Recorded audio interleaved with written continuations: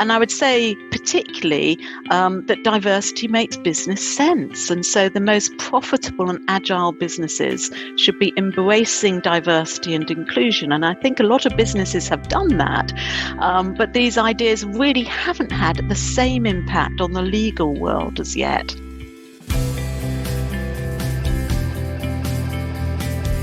Hello everyone, and welcome to the Student Lawyer podcast series. Whether you're at school, sixth form, university, thinking about a career in law, or exploring law careers, you're in the right place. We are the one-stop shop for student lawyers. If you'd like to join the Student Lawyer as a writer, please email hello@thestudentLawyer.com. This podcast is brought to you by Feed Ignite.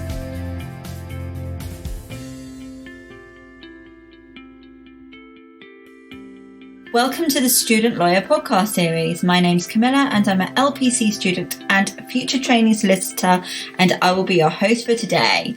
In today's episode, I'm joined by Coral Hill, founder and editor of Legal Women, a brand new magazine for all women working in the law in the UK. In this episode, we're going to be finding out more about Legal Women in preparation for the very exciting launch. So welcome to the show, Coral. It's great to have you here. Thank you. I'm glad to be here. Great. You're launching a new magazine, Legal Women. Can you tell us a bit more about this? What's the fundamental concept behind the magazine?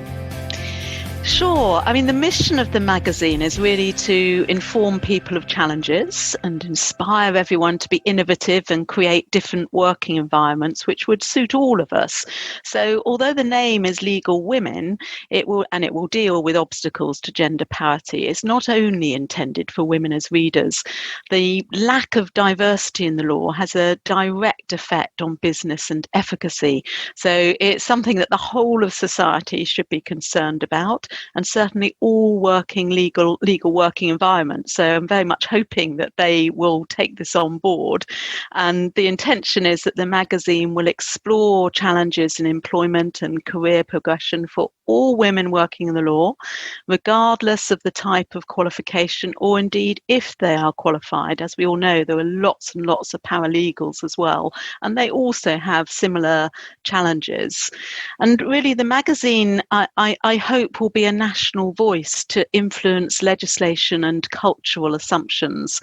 And this will build on the activity of lots of excellent groups which we already have. They already exist throughout the UK. But the difference is that this will be a national voice. So all the groups that I know about and that people help me research it are on the communities page of the website. There may be more, and in which case do contact us and let us know about your group. And the aim of the magazine is to work actively with those groups on ideas relevant to their areas, either geographically or in terms of the area of law. Well, that sounds fantastic. I really like the fact that it's, so far-reaching, not just in terms of geography, but also the different groups that you're looking at. And it sounds like, there hasn't really been a national magazine for women in the law for years. So why have you decided to launch this now, and what's the importance of it being hard copy as well as digital? Yeah, some years ago, I think well over a decade ago, there was a national magazine for England and Wales, but there's certainly not been one, to my knowledge, for all four nations of the UK. And I think this is a really critical change. And of course, we're in a very unusual situation at the moment where people are acutely aware that we have different jurisdictions within the UK and the four nations because of devolution and the different rules that are being handed out over COVID and so on. And for me, the idea really started initially when I was approaching the Law Society of England and Wales about the portraits in the public rooms in Chancery Lane. And I thought it would be a very straightforward matter of just saying, now we've passed the centenary of women qualifying as lawyers. What will we do with the decor? Because I know lots of museums and Westminster and so on are updating and trying to make sure their public rooms are inclusive. And I was genuinely surprised that it wasn't seen as a priority. And I think there's a sense that women have got equality now. That's how some people perceive it. We need to move on and deal with other protected characteristics. Now, while that's obviously important as well, I think it's vital that the challenges women have are still recognised. And a lot of that is around not feeling included, a sense that you're not belonging. And if you go into Chancery Lane, there are fantastic paintings of presidents from previous centuries. But the tradition was that these would be commissioned by the president and then donated to the society. So in modern times, as you can imagine, very few presidents, and they'd probably be mocked if they did this, would consider having a painted portrait and then presenting it. So there are less and less of the presidents shown in the Law Society. And the difficulty is that that coincides with the years when we've had the very few female presidents we've had to date. And it's so important that we see images of women and other lawyers from less well-represented groups, because it gives that sense of inclusion and belonging. And if the Law Society doesn't do that, it gives a false image of it being behind the times, which I don't really think it is. So the other bit you asked me was about digital and hard copy. So the reason I was quite adamant to have a hard copy, it's to ensure that ideas are disseminated outside a group of people who basically agree with me. And digital content is great, but you're unlikely to have anyone look at it if they think it's got nothing to do with them. And the advantage of hard copy is that it's better at reaching people outside our echo chambers. And we're all aware that this goes on a lot digitally, and particularly in social media. So the idea is that this could be in a reception or whatever, and someone might just pick it up and read something and have an introduction to something they hadn't thought about in the past. So that's the hope. No, that sounds like a really good idea. And I think that's definitely true, isn't it? Sometimes with digital, as convenient as it is, sometimes you do have to go actually looking for the magazine, whereas like you said, if it's just in like a waiting room, etc., then it could potentially reach people that weren't necessarily looking for it. So I think that's really smart. Yeah, thank you. The website for Legal Women says that it aims to influence legislation and cultural assumptions. So what are your priorities in relation to these? Well, in terms of legislation, childcare payments is certainly on my agenda. It's always been unfair that childcare costs come out of taxed income, whereas for any other necessity for work, a car or whatever, it's tax deductible. So that's certainly an isolated example of legislation, right, which I would like to see tackled and campaign on that. Another much more complex example is domestic abuse, which involves changes in legislation but also cultural change. And in fact, this is an element of the magazine which most certainly affects men, as they do suffer from domestic abuse, smaller numbers than women, but it's just as devastating and just as important for the whole of society, men and women. So those are a couple of quite precise items, but there are also some very wide issues. And I would say particularly that diversity makes business sense. And so the most profitable and agile businesses should be embracing diversity and inclusion. And I think a lot of businesses have done that. But these ideas really haven't had the same impact on the legal world as yet. So much of the magazine will effectively be about how to change our working environments in the legal arena to suit the modern world, which will benefit everyone. There are many men who don't want the traditional constraints either, particularly if they have interests or commitments outside work. So there again, I think it's facing the challenges for legal women, but it will certainly be of benefit to many men. Okay. And do you think it's really such a priority to examine diversity at the moment whilst we're all struggling to respond during a pandemic? Yeah, I think this is a really important question, because it's clear the pandemic is having an enormous impact on women's lives. But I think that makes it more important to do it now. It's not just a question of we're in a crisis at the moment, so let's put diversity to one side. If we did that, we will impact and create more problems. I think that right now it's essential to focus on it and ensure that stats are collected. We know know that women are less likely than men to be acutely ill from the virus, but the majority of health staff, for example, are supporting patients are women. And for those trying to work from home without the usual childcare support, lives become incredibly complex. And that's all due to the extra burden that tends to be on women for childcare.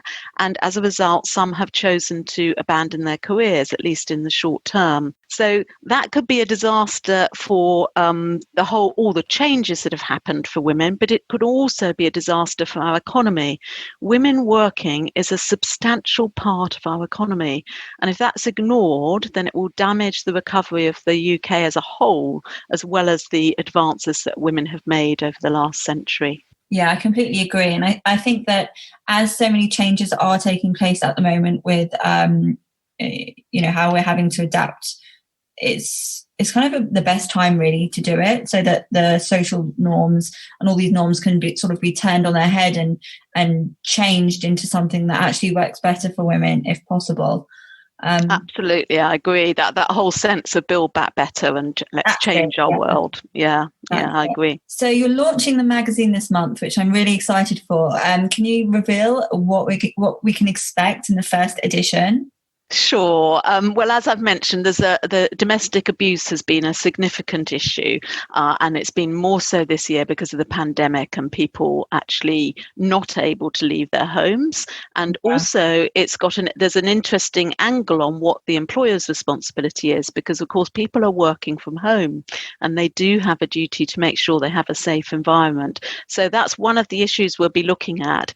And Sherry Blair, who I would say is one of our premier legal women in the UK, is also a patron of Refuge, and she discusses this in the magazine, along with the new Domestic Abuse Commissioner who was appointed this summer, and the Victims Commissioner. So there's quite a feature on domestic abuse and what moves there need to be, and there's also discussion of the bill that's currently going through Parliament. For the international pages, we've covered a project on the creation of gender-sensitive courts in Pakistan. So I've picked something that's connected to the main feature that we're covering in the UK. And I hope that it will show, Pakistan is one of the most dangerous countries in the world to be a woman. So I hope that actually there are things we can learn from there and see how they've changed their cultural norms and so on. So it's a very encouraging story written by somebody who was very involved in the project, and they got various awards for it. And we also, of course, are looking at the pandemic. We've had a lot of blogs on this, but we have featured a particular law firm and a barristers' chambers reviewing how they kept going in the pandemic, what was required and so on, and how the clients were kept happy and everybody was able to work. And then there's always going to be some regular items, which will be in every magazine. So careers Q&As, which are based on questions sent in. So if anybody has a career question, they're very welcome to send it to me, and I will get various people to reply to it. There'll also be any new diversity and inclusion ideas discussed, and recommendations for readers. So, for example, this month, as it's October, we have some recommendations about Black History Month. Yeah, that really sounds like a jam-packed edition full of really important stories. What I'll do for the listeners is leave a link in the description box for this episode with all the details of how you can check out Legal Women, and all the details for your website as well. Fantastic. So the international issues that you can report on are endless, and I know that you've mentioned a couple already that you're already going to feature in your first edition. So going forward, how will you decide what will be included? Well, I think the focus here will be learning from other jurisdictions. So if we're aware of a particularly inspiring project or an innovative approach, then it would be appropriate to cover it, and particularly if there's some parallels where we could use a similar approach in the UK. I envisage there will also be profiles of notable legal women from around the world. But there's also a lot of UK-based work which has an international nature. So certainly some of the firms are involved in that. So that would be interesting to focus on. And I'm also a part of the National Law Society for England and Wales International Women in Law group. So I think we'll be able to discuss their priorities and what's going on in that arena as well. Brilliant. And who is involved in the magazine, both as supporters and as writers? Well, I'm delighted that we have fantastic ambassadors. On our editorial board, we have people from around the UK, and the editorial board's all on the website. But there's Christina Blacklaws, who's past president for England and Wales. Wales is separately represented by a very senior criminal advocate, and I wanted that to be the case so that we would have a very rural, she's from Cardiganshire, so very rural area represented, and of course with devolution it was significant. There's also from Northern Ireland Karen O'Leary, who's a very well-known lawyer based there, but also qualified rather intimidatingly both in the Republic of Ireland and in England and Wales, so very much a cross-jurisdictional lawyer. And in Scotland we again have the past president Alison Attack, who's helping. And finally, because this is a magazine that I wanted to spread across not just one branch of the profession, but we've got Millicent Grant, who's an honorary QC, and she came through the legal executive route and was a past president of CELEX. So she's also one of our ambassadors. And I know that I'm in discussions with various barristers as well who I want to be included. But perhaps one of the most significant ambassadors, I would say, is Sally Penny, who very recently was in the Queen's birthday honours for her work in diversity in the workplace. She's based in Manchester and she runs a group called Women in the Law UK. Wow. And she is writing in our very first edition. But all the writers are people from different working environments and from around the UK. Brilliant. That sounds like such a great group of people that you've got together to work on this. It's seriously impressive. So what are your plans for the future of Legal Women? Well, it's very exciting to be starting it off. The magazine's quarterly, and I already have quite clear views of the focus for the next few. But one of the key ways of developing familiarity for the magazine in the legal arena will be by the use of blogs. And frequently people say there isn't the information in an accessible way or a sufficiently personal way for them to relate to it. So I'm collating blogs on different topics, which will be a resource, and we'll publish those throughout the year, so as and when they come in. Recently, we've collected blogs on people's experience of the pandemic so far, and I think that those will be quite significant historically as well as of use right now. But the next couple of series of blogs are on career planning, and then after that, we've got people writing on setting up your own practice. So if anybody's interested in writing for the magazine, either as a blog or have any other ideas, they're extremely welcome to get in touch with me. I know you said you'll put the website up, so it's got my details there and my email. But I'd love to hear from them, and I'm very interested in people's feedback. So difficult to say exactly how the magazine will develop, but certainly I hope it will be the needed national voice which has influence. Excellent. I can't wait for it to be released. Do you have an exact date for this month? Next week we're intending to release it, yes. Hopefully by the time this episode has released, Legal Women will either be out or be out during the same week. So I will leave the details to Legal Women in the description box for this podcast. So do go and check it out. And thank you to all the listeners for tuning in. And thank you very much, Cole, for being here and telling us more about Legal Women. Bye, everyone. Bye.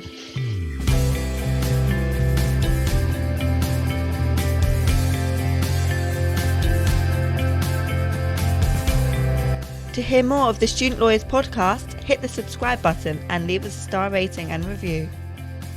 If you would like to join the Student Lawyer as a writer, please email hello@thestudentlawyer.com. We'd like to thank Feel Ignite for producing this podcast today.